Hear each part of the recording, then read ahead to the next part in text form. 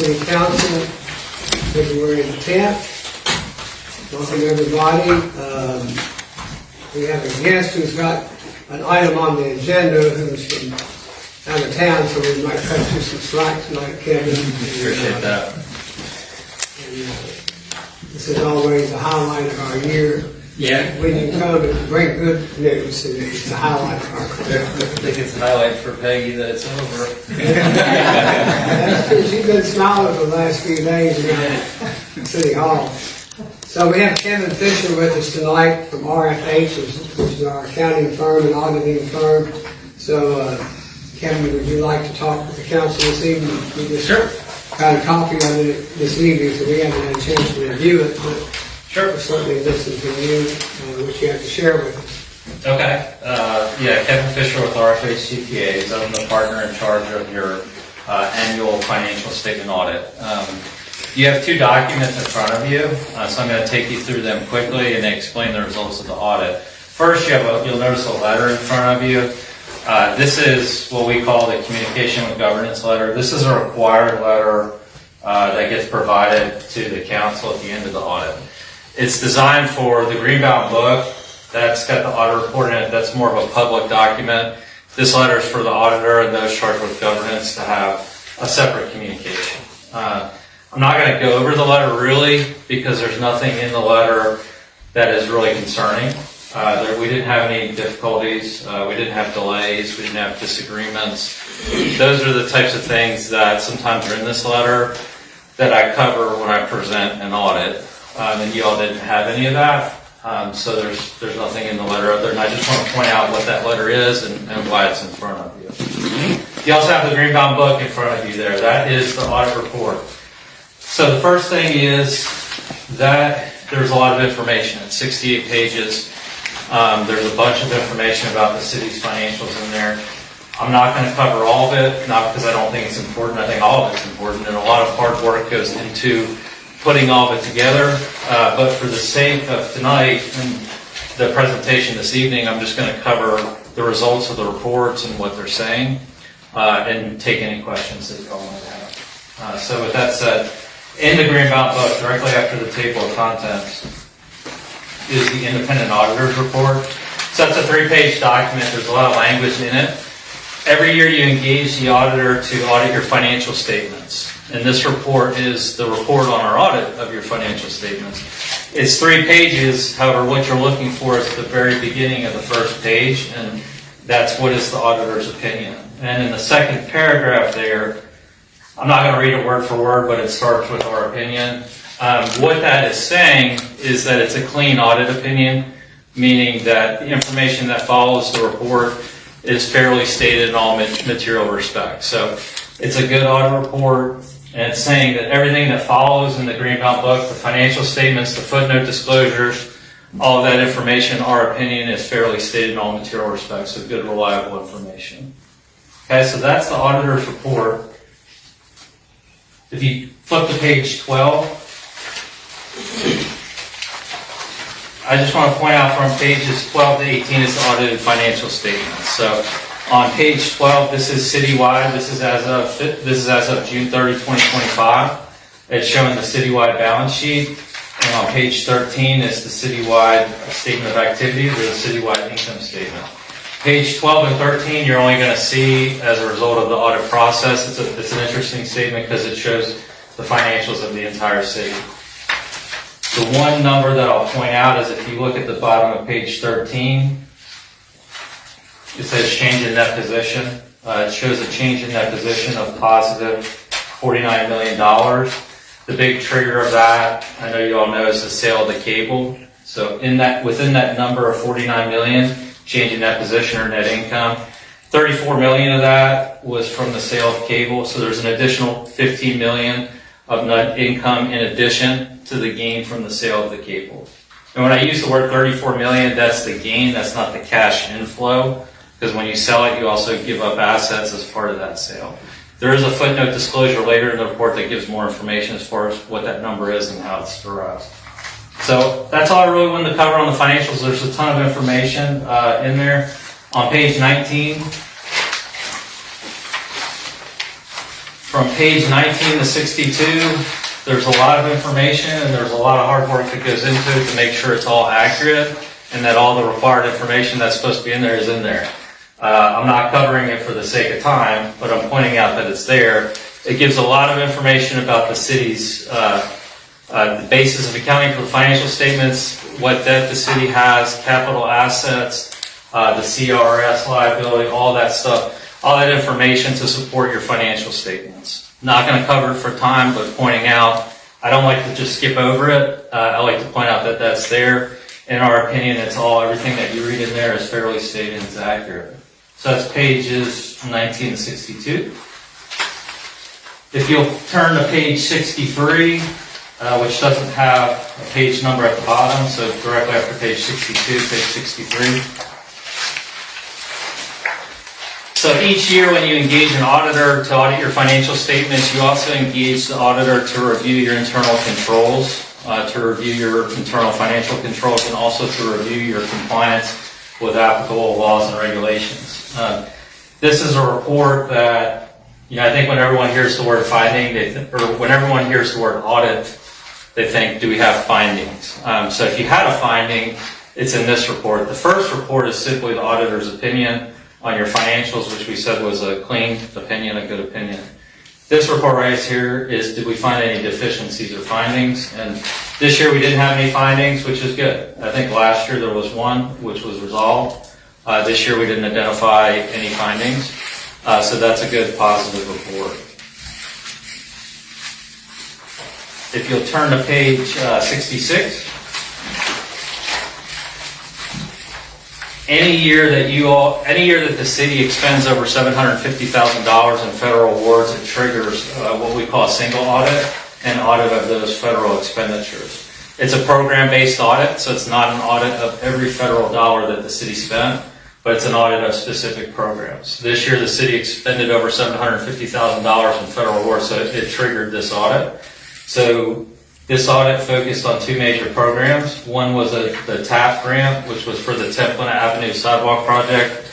The other was with EPA for Town Creek wastewater treatment plant project. So we audited as part of those two programs specifically, honing in on those, and we're issuing a clean opinion on those programs. We didn't identify any findings as part of that audit as well, so this is a positive report as well. And that is it. So the Greenbound book encompasses 3 reports. All this year were good.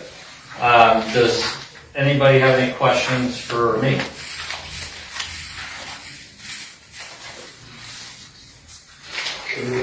We just got it, so we probably hadn't had a chance to get confused enough to have Fair. Yeah, I always say that I'm available for questions. If somebody has one, Peggy can put you in contact with me, or you can ask Peggy and I can get the answer to Peggy. However y'all want, I'm happy to answer any questions you have. There's a lot of information in here. Hopefully tonight I've explained adequately the results and what the reports are saying.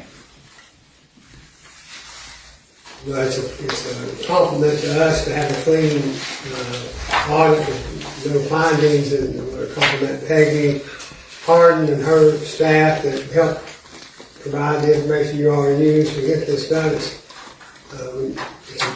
We have a pretty big budget. We handle a lot of money and a lot of entries and transactions, so it's not easy to keep all that just perfectly clean for government standards. Yeah, this year was particularly challenging. I think Peggy could attest to. So the sale of the cable was very, very complicated with the accounting for that. So.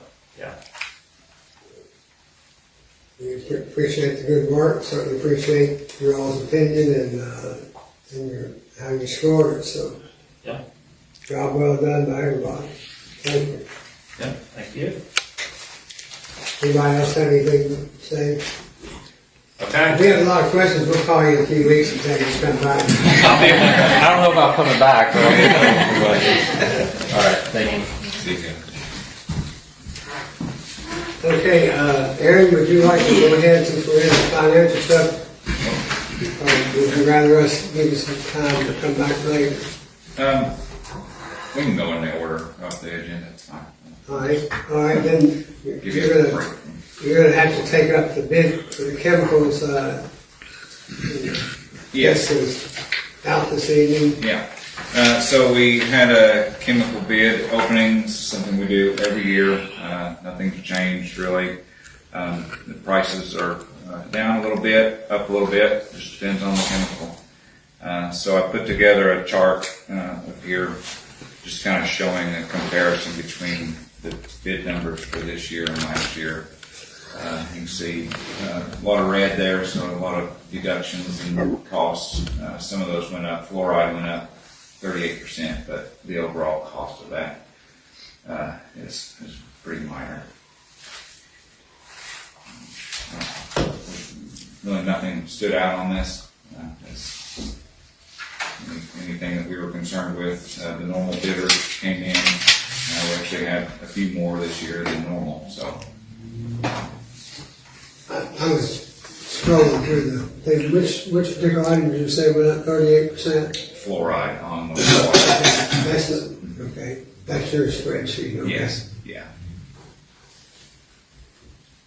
But it's, I mean, fluoride per tote, per gallon, I guess, or per pound of a tote. Yeah. So. That's nice to see you got quite a few, actually went down just a little bit. And on the, so we used to have an alum charge at the water plant, but we've switched up and we're using a new polymer process. So those two polymers there towards the bottom of that chart is a new treatment process that our chief water plant operator came up with to get rid of that alum mix, which alum was quite a bit more expensive than those polymers. Good. So that sheet, that spreadsheet you got there is everything you got highlighted in yellow. Correct. And then compared to last year's, and if you accept it as a gift.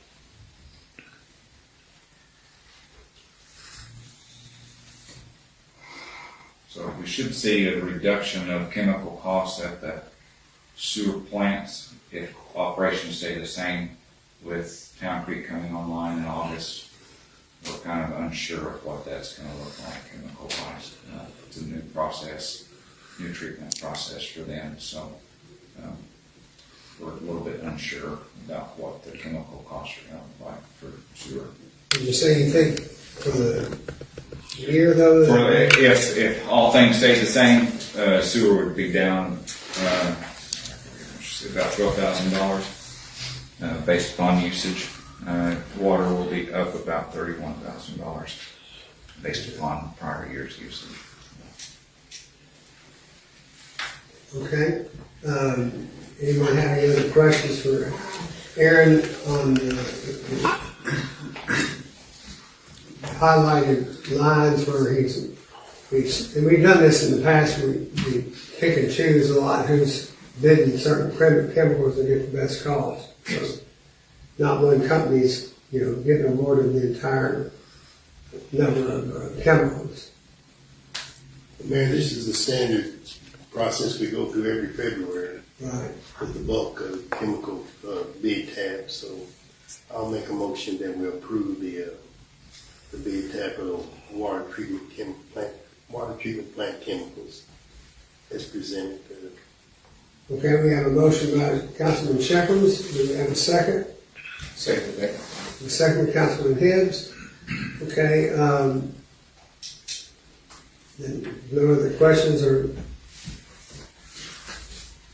discussion? Seeing none, and all in favor, signify by saying aye. Aye. Any opposed? Motion's carried. Thank you. Okay.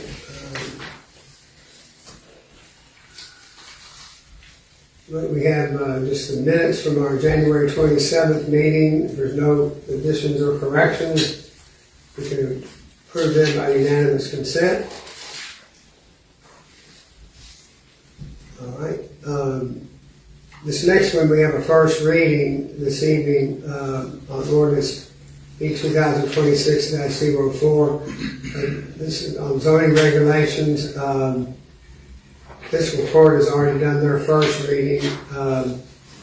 We will have, Sean Moore is on vacation this week. He will attend our next council meeting and be here available to answer any questions that you might have.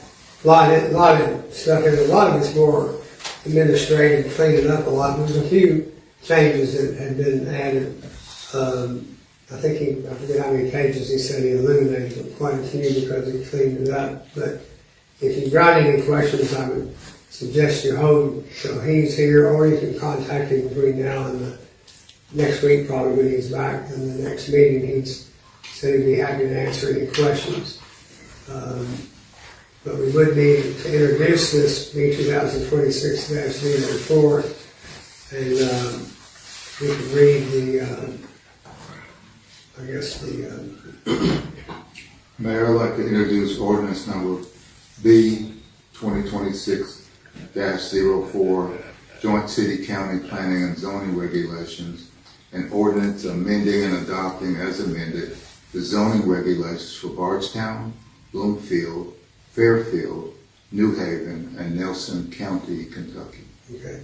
And Aaron, can we get you to just read the ordinance, please? Ordinance number B 2026-04, Joint City County Planning and Zoning Regulations. An ordinance amending and adopting as amended the zoning regulations for Bardstown, Bloomfield, Fairfield, New Haven, and Nelson County, Kentucky. Whereas the Planning Commission held a public hearing and meeting on Tuesday, January 27th, 2026 to review and discuss proposed amendments to the zoning regulations. And whereas the Planning Commission recommended by a vote of 9-0, amending sections 3, 4, 5, 6, 7, 11, 12, and 16 of the zoning regulations to consolidate and simplify regulation language throughout. And whereas the Planning Commission has requested that the legislative body of the City of Bardstown consider and take action on the proposed amendment. Now therefore be it ordained by the City Council of the City of Bardstown that the text of the zoning regulations for Bardstown, Bloomfield, Fairfield, New Haven, and Nelson County, Kentucky are hereby amended as set forth in Exhibit A attached hereto, and that the Mayor of Bardstown is authorized and directed to take all steps necessary to perfect this ordinance. All ordinances in conflict herewith are hereby repealed to the extent of such conflict. This ordinance shall take effect immediately upon its passage, approval, and publication as required by law. Okay, thank you, Aaron. We'll do a second reading our next meeting, and Sean will help us if we have any questions. And just looking through that, there's the draft amendment with the red lines of all the changes, but Sean also provided kind of a summary version of denoting exactly which section of that regulation was changed and kind of his reason for changing it with just a brief description. That's in the proposed amendments, am I correct? Correct. What'd you say, Doug? What'd you say? I said that's in the proposed amendments. If you read through, it shows where Sean highlighted all that, in what section, Article 5, 6, 7, 9, 20, or whatever. And if you all have any questions, you can always email me and I can send it to Sean and get you a response quicker, or at least prepare him for things that he might need to research. Okay, thank you, Aaron. Looks like it's your night tonight. We'll move on now to the mid-year financial. This is the 6-month financial update and review Good up. on the current budget year. It's moving so fast. All right. So I'll present this kind of similar to what I've done in the past. We'll look at general fund, combined utilities, and then we'll look at cash and investments. So as of 12/31, general fund revenue was sitting at just over $10 million, $10,037,091. That's 57.5% of our $17.4 million that we've budgeted for the year. This chart shows, and in your handout it's the same chart, but it shows the breakdown of where revenue is coming from. Approximately 79% comes from occupational fees, net profits, and property taxes. You can see by the chart there, 41% was occupational license. And just to compare that line item to where it's at in the budget right now, occupational license fees sit at 49.8% of the budget. So almost right on track with where we should be in December. Property taxes at $3.7 million. That's running at 104% of the budget. We had some higher distilled spirits taxes coming in with some of these new brick houses built within our jurisdiction. The other tax section at $563,000, that's made up of motor vehicle taxes, restaurant taxes, cable franchise fees, and gas franchise fees. And the grants and contributions at $483,000. A majority of that came from a KPDI grant that we were working with the county on. So we applied with county and the IDC to get funding to help with utility infrastructure costs in the industrial park. There was one last lot in the Nelson County Industrial Park out on Parkway Drive. So that KPDI grant helped to offset those costs of construction. Other items in that was really donations to the rec center. The pledges that we received were about $4.9 million, I think, or $4.5 million on rec center pledges. So some of those people were paying down their pledge.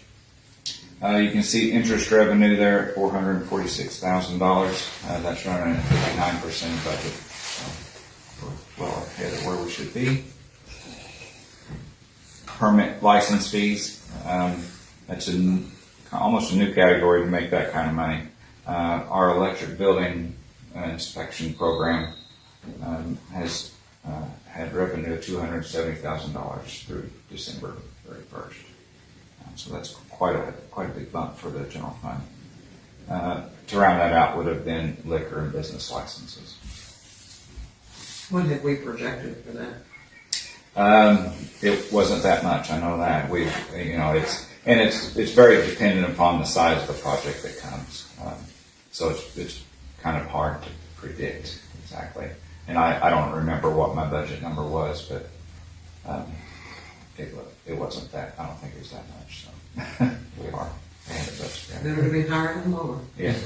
But going into it, we didn't know, we knew that it would cover the expenses of the office and allow us to have more direct control of inspections within the city limits, which was what we wanted, which was worked out. But to Aaron's point, you don't know about a big project, whether it might be a distillery or a school project. Probably some of the school projects can help with that, I would say, this year.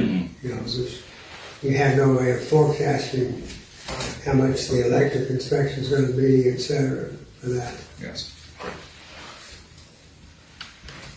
Moving on to general fund expenses. We're seeing expenses almost double our revenue as of December 31st. So we're at $19.9 million of expenses coming from the general fund.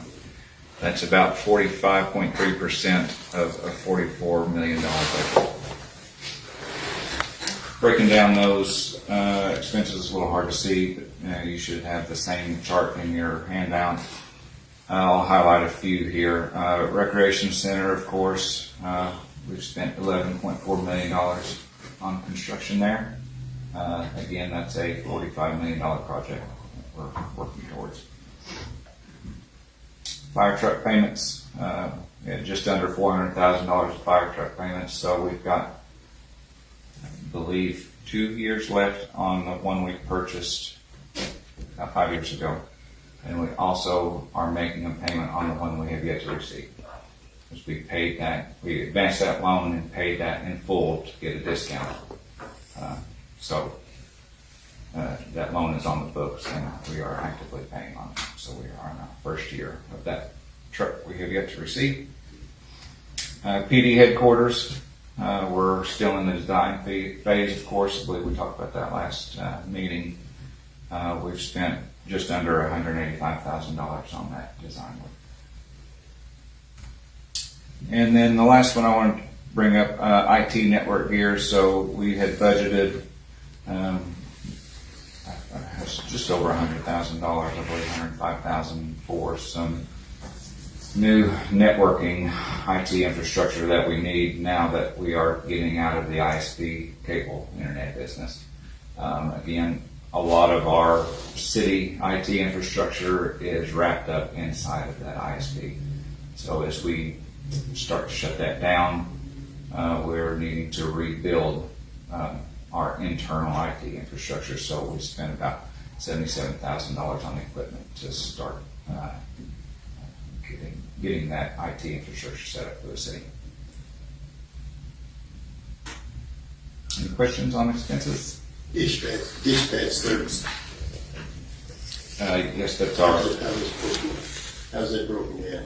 That is our payment to Nelson County Dispatch as we are in our last year of our contract fund that organization. They have moved to more of a fee-based revenue, and they're making enough money to where we don't have to pay. But dispatch services, that fee is broke down between some of it comes from PD, some of it comes from fire, other budgets.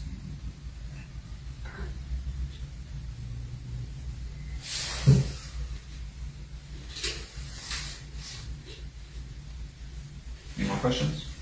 In the street paving, Mhm. did we just limit the amount of streets we were paving because of the cost of blacktop or what? I think we had finished a majority of what we were wanting to do before this budget cycle started. So that will pick up this next half of the year, where in March or April, we'll pick that back up and start paving again. And I think some of the streets we were waiting on, we're wanting to do Fifth, but we were waiting on sidewalk work to be done. So it's just some things were delaying some of these streets from being paved. But we have roughly $560,000 budgeted to be paved. I took a small amount, that's why I was curious. All right. Go on to combined utilities revenue. Those departments have seen $22.2 million of revenue the first half of the year. That's about 46% of a $48.2 million budget. Their revenue is broken down, and you start to see service charges make up about 85% of the total revenue for the combined utilities. And just as a budget comparison, just to let you know where each department's at, electric service revenue is sitting at 51% of budget, so a little bit ahead of where we thought we'd be. Water's at 46% of budget in service revenue. That's due mainly because we budgeted a rate increase, and we've had a delay in getting that implemented. Where this time last year when we were doing budget, we thought the rate increase would already be in effect a lot sooner. It's not. So that's affecting that revenue number, and also just some of our larger customers are not purchasing the water that we thought they would. So water's about 46% of the budget on service revenue, sewer's at 45%. So again, a little bit under where we thought we'd be. Same reasons, rate increases are delayed, and larger users are not using as much as we thought. And garbage is running about 52% of budget, so performing well there. The grants and contributions portion of the pie, $1.5 million. That is really contributions. It's capacity charges by our large water and sewer customers as we have built the East Bardstown zone water main and water tank, and are working on Town Creek. Those large customers in that are paying us for their capacity of those projects. So we built those for them to have the access to the water and sewer that they need.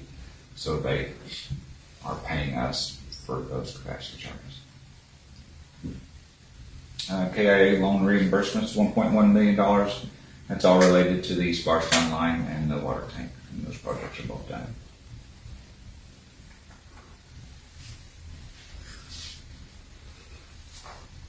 All right.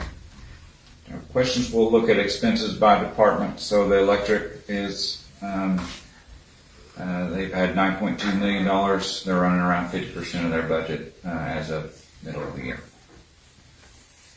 You can see electric purchase for resale, $7.4 million. That's the main expense of the electric department. We buy all of our electricity from KU. Backyard machine was another large extraordinary item, $241,000. We budgeted $250,000, so purchase came in under budget. What is that for?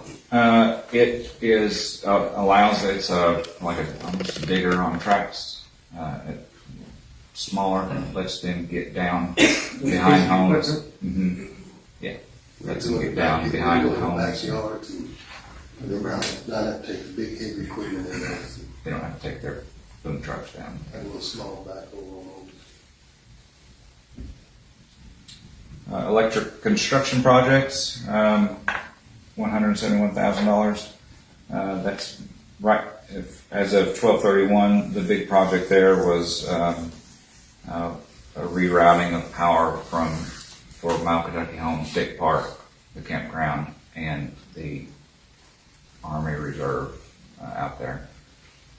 Our old system, that area was served by a line that went down a hill through the woods off beside of Trobeck.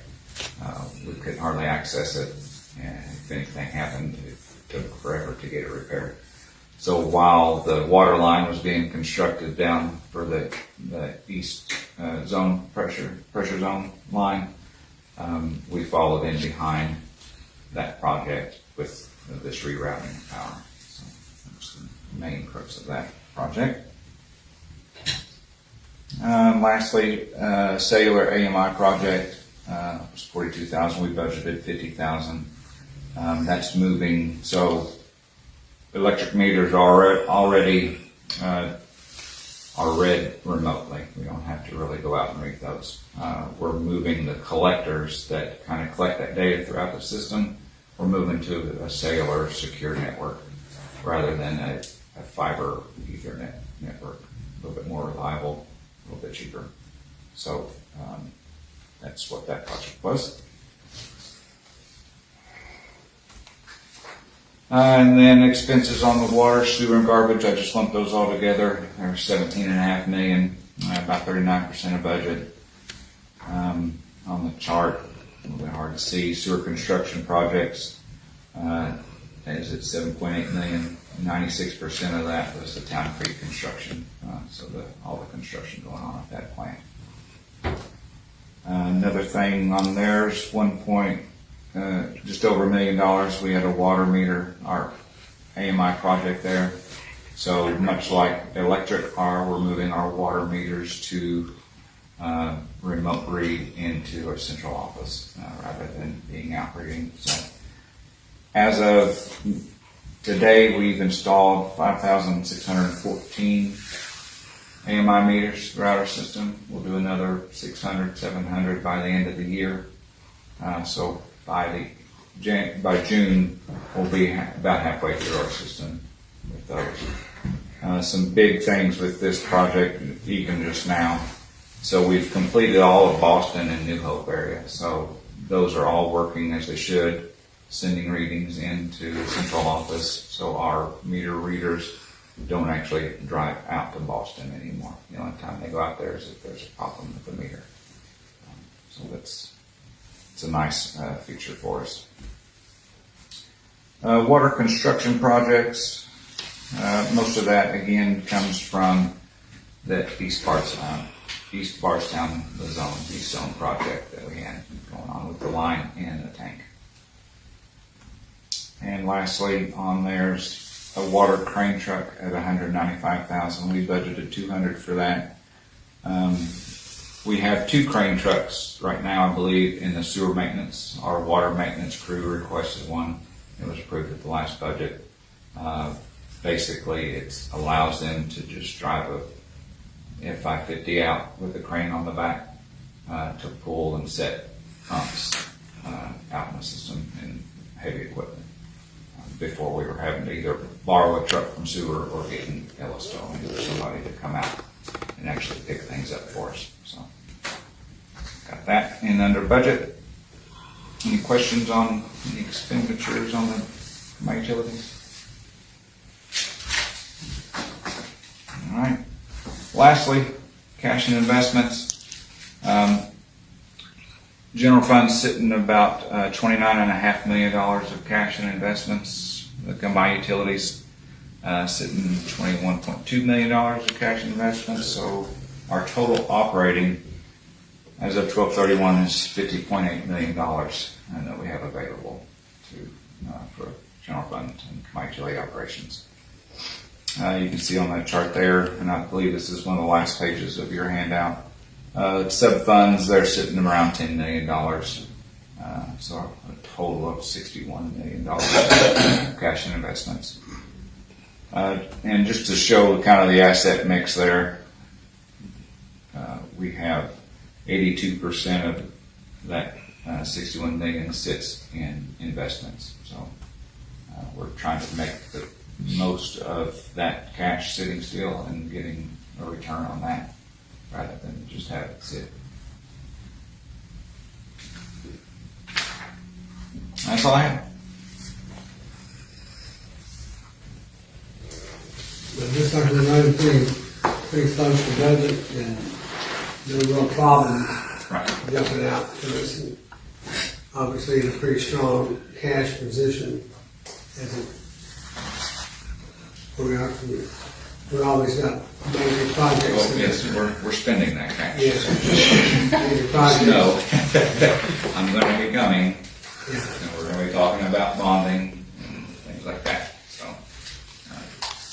but again, if you remember from last year, you implemented a policy for me that requires us to keep 25% of revenues of our general fund. So of the 24, almost 25 million in investments, a little over 4 million of that sitting in a CD, and I've marked it as kind of a reserve. So that's a reserve that we can't touch by our own policy. So that will always be there. If we do need it for some reason, if something catastrophic happens, we can use it, but we have to have a plan that says we're going to, over the next so many years, we're going to pay this back to get us back to that 25% threshold. And you can see the operation and maintenance reserve at $4.5 million. That's a combined utility reserve, basically. That's just protection for any operation of our combined utilities if something came up. So, yes, we're spending money, but we are setting ourselves up to where I'm not here. If the council changes, you can't touch the general fund reserve. It's there. Okay. Good to remind us about that. Thank you. Any questions for Aaron on that? On the municipal road aid fund, Aaron, Mm-hmm. that's the money we get from the state for the streets, the amount of streets we have in the city that. Right. So that money, that total, is that total 500,000, we just keep the cash on hand for repairs? Well, I've got it. It's my budget. I've got a budget to pull some money out of that to help offset the cost. So as of now, I think it's. Do we need to pull some for paving? That's what I'm. Yes, yeah. So I've got budgeted to pull $340,000 out of that fund and put it in the general fund to help offset some of these paving costs. So, I don't. The cash with the municipal aid road fund, that's what you're planning on taking out and put it in the. Correct. Add to. To the general fund. And then the others, you got invested. Or is it you got it on the CD or something? Yes. So that 287 of the municipal road aid fund. It'll be matured, I think, before the end of the fiscal year. So once it matures, then I'll use some of the cash from it and the cash in the checking to help offset paving. The interest you get off that plus the cash. I'm assuming, or Well, I mean, it's almost gonna be a complete reorganization as that comes due, and if I pull 340,000, I mean, I don't know, the interest on that's probably $3,000 a month or something. That's what we're seeing. But that's historically what we've always done with municipal aid, I think so, most all the other city and county governments. And it's grown probably a little bit more than, what I've used in the past. I usually kind of wait to see how the general fund's performing before I start pulling money from that fund to help offset costs. If the general fund, which it has in the past, ever since I've been here, has performed very well, so I usually take a minimum out of that. But there's more money other than the state. There's more money that hits that municipal road aid fund than just what the state gives us. There's minerals tax. I don't even know really what it is. We just keep the money in. I just put it in there. I think it comes off the I think it is. mining in the quarries. I think so. Yes. So there's other things that come into that municipal road aid fund that allows it to kind of build a little bit faster than what we spend.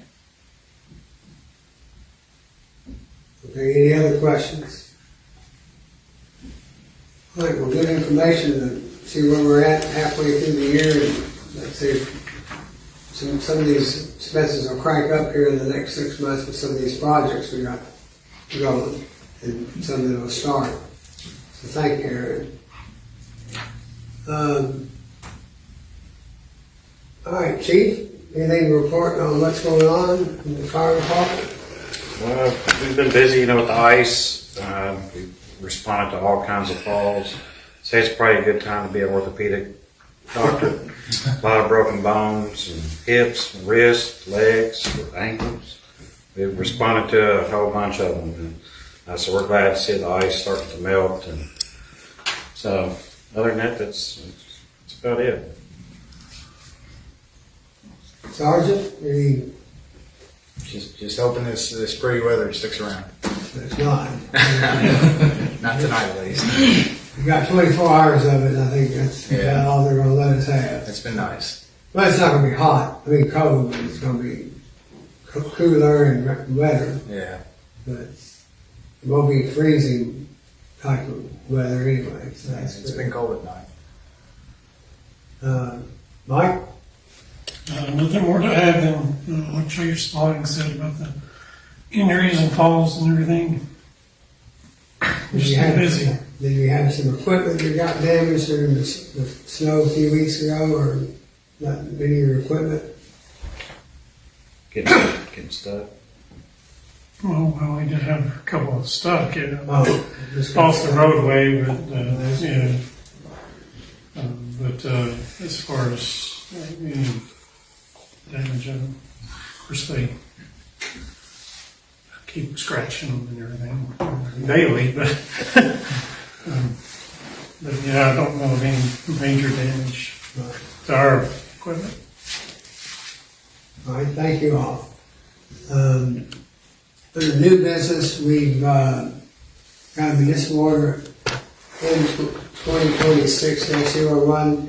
We're adding a new standing committee to the council, the Mayor's Park Committee, and some background on that is, we've been operating the Mayor's Park now for a little over a year, and we've had a lot of inquiries now that it's there and it's open, so we get a lot of inquiries about using it, and there really just hasn't been a central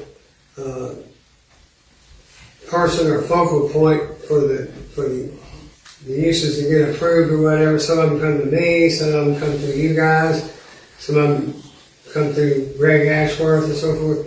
And we also didn't have a lot of written guidelines about, we want to be careful about size of whatever the use would be, the parking issues, we don't have a lot of parking, you don't want to damage the grass and so forth. Somebody want to have a 3-day arts festival there, that just wouldn't be practical. It's a very small piece. And then there's some ongoing maintenance issues, I think, that we knew we had last year, but it didn't seem like we got all that fixed. So we felt like that it was, this park is a little bit more unique than the Jones Avenue Park and the community park and so forth, because being very small but having a lot of expensive landscaping and equipment in there, that we felt like a separate standing committee would help us manage the operation of that a little better and more timely on some of the maintenance items. So that's kind of the reason that we're bringing that before you all. I named Councilwoman Hart and Councilman Butler to be on that committee. They were on our advisory committee that helped with the planning. I felt it was good. They had probably more background with the park than the other council members, so I wanted to keep them on. And you see we got some staff and a couple at-large positions that we would like to add to that. Similar kind of the tree boards, you've got staff and so forth, and some at-large people on that. So that's sort of the background.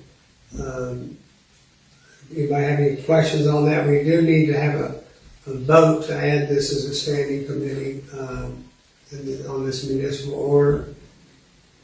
Is Phil Grubb the city's facilities manager? So Yes. he's got the facility.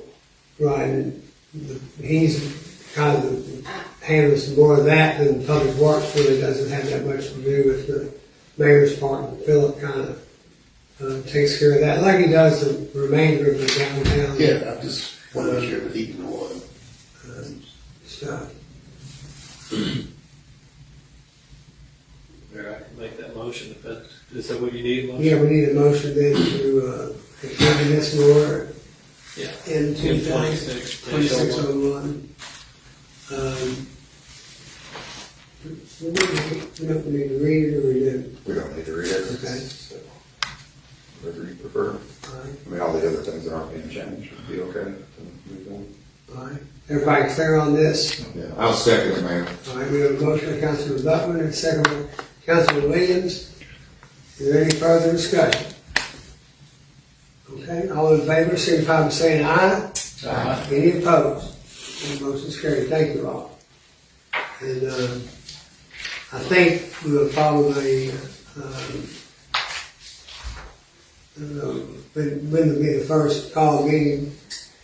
Chairman Butler, you'll have to call the first meeting whenever you get time to do that. And, I'll be happy to do that. call them as needed until you all get all your rules in place and so forth. Thank you. All right. No cemetery deeds this evening. Is there any council members have anything to bring before the council this evening? The Kiwanis Club is going to have their annual pancake breakfast held on next Tuesday, February the 17th, on Fat Tuesday. Oh, it's a good thing to have on Fat Tuesday is pancakes. Pancakes and Jake's Country Sausage, and it's Did he go on that on Wednesday? yeah, you start, yeah, you Is start that fasting. Mammy's? Where is that built? It's gonna be in Mammy's Kitchen from 7 to 9, $10 a place. It's one of the major fundraisers we have for our Kiwanis Club, which we use those funds to give back to the youth of the community. So if you like big pancakes, you like Jake's sausage, and all the stuff goes along with it, enjoy us. Okay. Thank you, Bill. I've got a couple of updates from, we have 2 meetings a month where the Calhoun Construction gives us an update on where they're at on the project, so I thought I'd share a little bit of that with you all this evening. We recently finished picking out the colors. I mean, you think about it, but the colors of like the slides and the splash devices that are gonna be inside, as well as the playground equipment and the splash park on the outside. They finally got into agreement on that. They've been on that here recently. Philip looked at some of the materials that had been, recommended on the floor covering for the gymnasium space, and he went out and looked at some. Where was that? Aaron coming in. Is that the right colors and everything? Okay. Yeah, That would be the playground outside. that's inside. Oh, that's inside. Oh, that's part of it. Yeah, that's the inside aquatics play structure. Philip or Daniel looked at it? You said Philip. Oh, I'm sorry, Daniel. He went out and inspected. So go ahead and go through that if you don't mind. That's the splash area and slide, part of the slide area of the pool. It's all the same. It's just different angles of the same structure. We don't have renderings of the outside play structure. I don't have them anyway. Okay. But Kim Houston and Aaron and them have been meeting on this, and Daniel, on these meetings. I think they're pleased to get this all picked out and colored, and Daniel went out to check some of the floor coverings, and he opted for a different one than I think some of the, based on recommendations from another indoor facility that was recently built, that they had a good experience with it, so we're going to go with that. I don't remember the exact name for that. Terraflex. What is it? Terraflex is the name of the Terraflex. floor. So it looks like wood, but it's much easier to maintain. But it has the same rebound from the ball standpoint as a wood floor does. So, most larger athletic complexes that host tournaments will have this. So like Bluegrass Sports Complex in E-Town, that's Terraflex floor. And then our outside slides, the picture doesn't really show, the ones that will go outside will be kind of this, the green, one will be green, like that handrail green, and one will be the darker blue there on the floor. Is there a certain thing about the colors that they suggest you use? You can never use red because it fades to pink, but everything else is pretty durable. And Daniel's an expert at it, so he knows exactly what he wants and the color that he is going to do. So the outside slides will be the green and blue, which will also kind of match the outside play structure that we're having. And some other notes that they gave us this week, just to give you a quick update, the geothermal system is in place. A lot of the electrical and plumbing and stuff that goes under the concrete area, that's all been done. The precast erection, that's the side panels that are precast, that's substantially complete. They're leaving some of those out on purpose because they've got to go in and actually literally dig the pool and construct the pool, so you've got to have access. So they're leaving some of those panels out.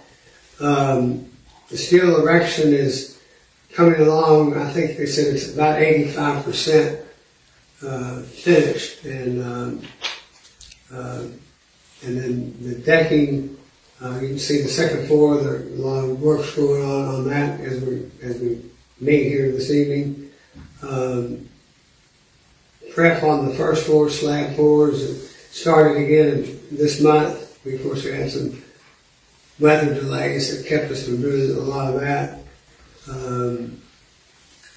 The roof to start in area A will start in the last week of the month. And the other framing for the balance of the roof area is going to begin next week. And that's really about that on the aquatic center, unless you remember anything else. And then, we got through this horrible snow and ice event when, we're 14, 15 days in, we still got some snow and ice on the ground, and some of it's actually probably more treacherous right now than it was, but I had Craig send me a report on what our efforts consisted of. I mean, the neat thing we have now is we have the ability to track all of this on our trucks with their tracking devices, tells us how many miles they went while they were plowing, how many tons of salt was used, almost to the pound, and so forth. It's really amazing. So I think you'll find this interesting that we've used 450 tons of salt just in 2 weeks. We've got another 100 tons on order to restock. Should have that here in a couple of weeks.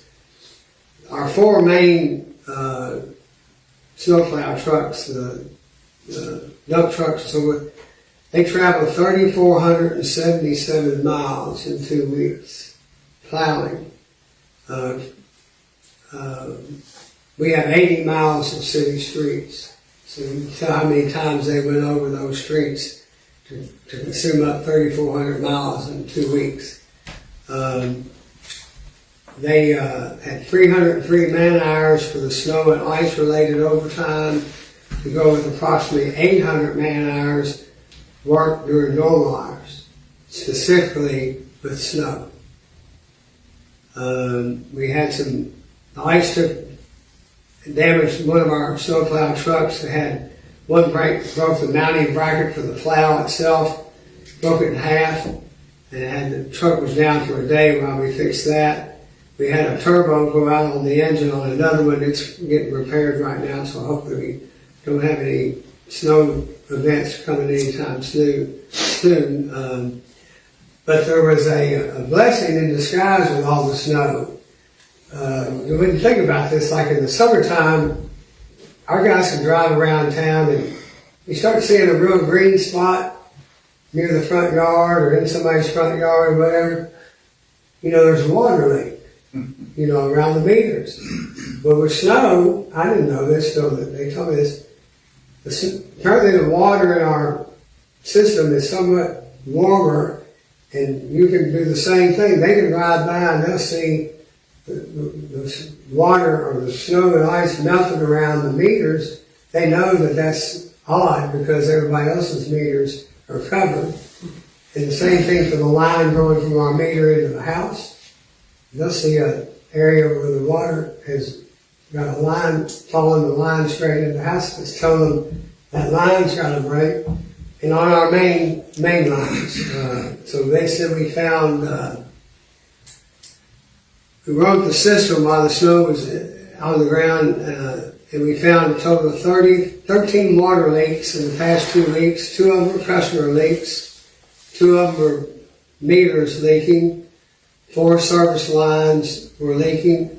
And there was 5 leaks in our main lines that they were able to find because of this phenomenon with the water and the snow melting. So it helped us get on top of those faster than we might have normally been. So the Craig said that they've been using that method for a while now. It wasn't just something they started, but we normally don't have snow sitting on the ground for 2 or 3 weeks. So usually it comes and it's gone the same day most of the time, but we don't use this, but it's turned out to be a little bit of a blessing.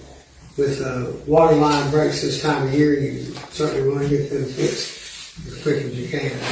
I tell you another blessing there. I don't think we had many power outages. I don't think we had any. We were fortunate. Salt River had very few also. Obviously, they bullet on that with the, Eric told me that the freezing rain that came, changed off after, that was a Sunday morning when that freezing rain was coming, and it changed off to more of a heavier sleet type substance later in the day, and snow came back a little bit later in the day, and he said that was a blessing. And no wind, really, with all that ice on the trees and stuff. If we had much wind, it could have caused a lot of trouble. And we were very, very lucky, unlike our neighbors down south. I think this was in the whole county was pretty lucky. Yes. I don't think that many outages have been. Salt River, I don't think had, but a little bit of outages over in the Boston area, that's all I heard. If you get down in Somerset, further south in Kentucky, and down into Tennessee, they had massive outages, so we were very fortunate on that. Mayor, speaking of Tennessee, and I'll come back to what I was gonna say. My cousin lives in Madison, Tennessee, and he was without power for like 2 weeks. Wow. Yeah, with all that ice. But I heard that one of our snow plows got stuck, and one of our council members pulled him out. He's not here I tonight. was thinking that get somebody, the biggest truck in the council over was Lawrence and David Downs. That was good that he did. Well, Craig and one of the other public works, Craig wasn't just sitting in the office, he and another guy, they drove backhoes all day on that Sunday and all day on that Monday because our trucks, you see those plows would hit the ice and it would buckle that plow and it would make the truck fishtail from side to side, and some of them went to the ditches. You take areas like Spring Hill area with a lot of hills and stuff, that's where we really had, one of our drivers was pulled out 7 times in 2 days. Right here in town, you can imagine what it's like out on those Philly County roads, that'd be terrible. So, really a great bit of effort went into it. And I know a lot of people weren't happy with how much snow was piled in front of the drives or their yards or their mailboxes or whatever. And entryways, it got so cold after that ice came, stuff came like rock. You just couldn't. Like I told you, you got a guy out there using a pitchfork to clean his driveway off. It's pretty substantial. So we got some rain today and yesterday with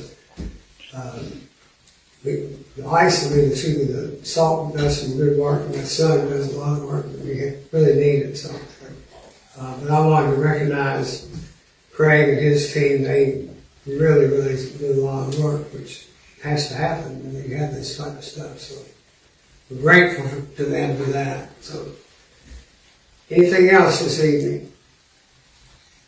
All right. Well, if there's nothing else, I'd ask for a motion for adjournment. Since David's not here, I'll do it. I said that last meeting. You did it. We have a motion by Councilman Buckman. Is there a second? I'll second on behalf of David. Second by Councilman Williams. All in favor say aye. We are opposed. We adjourn. Thank you.